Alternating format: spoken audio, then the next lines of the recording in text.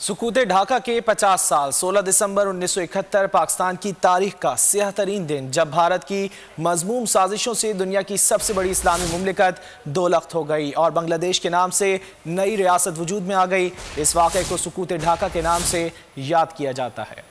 सुकूते ढाका के 50 साल, दुश्मन के नापाक अज़ाइम और साजिशें, अपनों से गद्दार भी मिल गए। पाकिस्तान अपनी आज़ादी के 24 साल बाद ही दो लख्त हो गया। मशरिक पाकिस्तान बांग्लादेश बन गया। भारत ने पाकिस्तान दुश्मन को अस्करी, माली और सिफारती मदद फराहम की, जिसकी मदद से दहशतगर्द तंजीम मुक्ति बाहिनी ने लाशों के ढेर लगा दिए। भारत को मशरिक पाकिस्तान में शेख मुजीबुर्रहमान के रूप में एक गद्दार भी मिल गया। 1970 के इंतखाबात के बाद शेख मुजीबुर्रहमान ने भारतीय ईमा पर एहतजाज का सिलसिला शुरू किया और मशरिक पाकिस्तान के हालात तेजी से खराब होने लगे। हुकूमती रेट कायम करने और अमन अमान बरकरार रखने की गर्ज से फौजी ऑपरेशन का आगाज किया गया। भारत ने तमाम बैनुल-अक़वामी ज़ाब्तों को पामाल करते हुए मशरिकी और मगरबी पाकिस्तान पर जंग मुसल्लत कर दी। इस जंग का इख्तिताम पाकिस्तान के दो टुकड़े होने पर हुआ। सुकूते ढाका में भारतीय किरदार को उस वक्त की भारतीय वज़ीर आज़म